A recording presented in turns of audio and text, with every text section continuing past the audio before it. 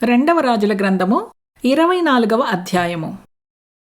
యెహోయాకీము దినములలో బబులోను రాజైన నెబుకద్నెసరు యెరూషలేము మీదికి వచ్చెను.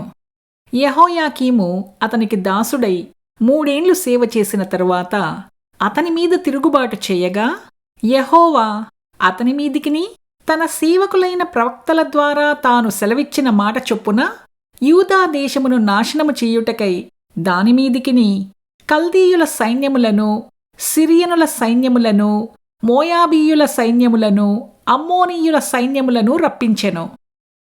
మనష్షే చేసిన క్రియలను బట్టియు అతడు నిరపరాధులను హతము చేయుటను బట్టియు యూదావారు యెహోవా సముఖము నుండి పారదోలబడినట్లుగా ఆయన ఆజ్ఞ వలన ఇది వారి మీదికి వచ్చెను. అతడు నిరపరాధుల రక్తముతో యెరూషలేమును నింపినందున అది క్షమించుటకు యెహోవాకు మనస్సు లేకపోయెను. యెహోయాకీము చేసిన ఇతర కార్యములను గూర్చియు అతడు జరిగించిన దానినంతటిని గూర్చియు యూదారాజుల వృత్తాంతముల గ్రంథమందు వ్రాయబడియున్నది. యెహోయాకీము తన పితరులతో కూడా నిద్రించగా అతని కుమారుడైన యెహోయాకీను అతనికి మారుగా రాజాయెను. బబులోను రాజు ఐగుప్తు నదికిని యూఫ్రటీసు నదికిని మధ్య ఐగుప్తురాజు వశముననున్న భూమి అంతటినీ పట్టుకొనగా, ఐగుప్తురాజు ఇక ఎన్నటికినీ తన దేశము విడిచి బయలుదేరుట మానెను. యెహోయాకీను ఏలనారంభించినప్పుడు 18 ఏండ్లవాడై యెరూషలేమునందు 3 మాసములు ఏలెను. యెరూషలేము వాడైన ఎల్నాతాను కుమార్తెయగు నెహుష్టా అతని తల్లి. అతడు తన తండ్రి చేసిన దానంతటి ప్రకారముగా యెహోవా దృష్టికి చెడు నడత నడిచెను. ఆ కాలమందు బబులోను రాజైన నెబుకద్నెసరు యొక్క సేవకులు యెరూషలేము మీదికి వచ్చి పట్టణమునకు ముట్టడి వేసిరి. వారు పట్టణమునకు ముట్టడి వేయుచుండగా బబులోను రాజైన నెబుకద్నెసరు తానే దానిమీదికి వచ్చెను.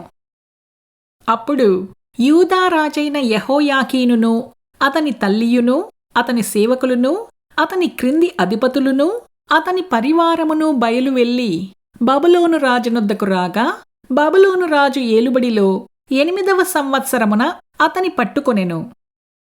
మరియు అతడు యెహోవా మందిరపు ధననిధిలోనున్న పదార్థములను, రాజు ఖజానాలోనున్న సొమ్మును పట్టుకొని ఇశ్రాయేలు రాజైన సొలొమోను యెహోవా ఆలయమునకు చేయించిన బంగారపు ఉపకరణములన్నిటినీ యెహోవా సెలవిచ్చిన మాట చొప్పున తునకలుగా చేయించి ఎత్తుకుని పోయెను.